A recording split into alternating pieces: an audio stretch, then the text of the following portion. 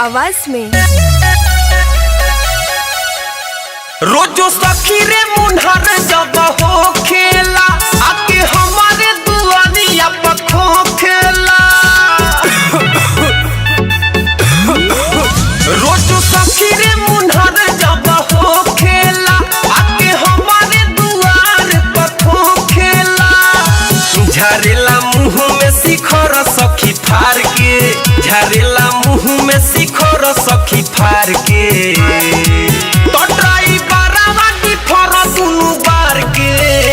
बोलावे आँखों मार के, हटराई बारावा की फोरा दुनु बार के। बोलावे आँखों मार के।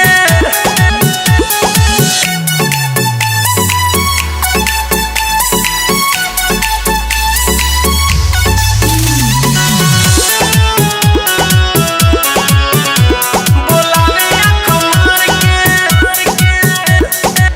देखी के हरन बजावेला सखी रे हमके तकावेला। हाय देखी के हरन बजावेला सखी रे हमके तकावेला।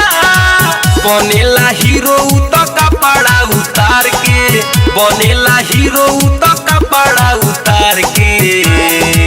हटराई बारावा की पर दुनु बार के। बोलावे आँखों मार के, हटराई बारावा की पर दुनु बार के। बोलावे आँखों मार के।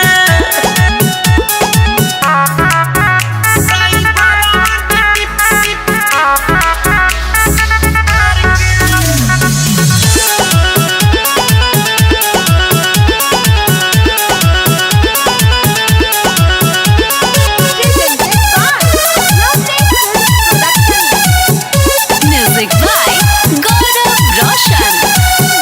आप सुन रहे हैं अमित पटेल की आवाज में। दूरे से इलू इलू करेला सखी रे हमरे पमरेला। दूरे से इलू इलू गहरेला सखी रे हमरे पमरेला। कहेला मिले गोरिया वही तवार के, कहेला मिले गोरिया वही तवार के।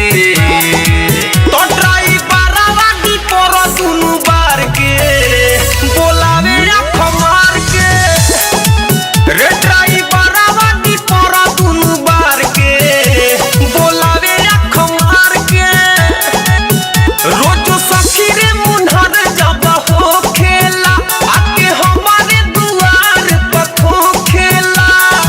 झरेला मुँह में शिखर सखी फार के, झरेला मुँह में शिखर सखी फार के।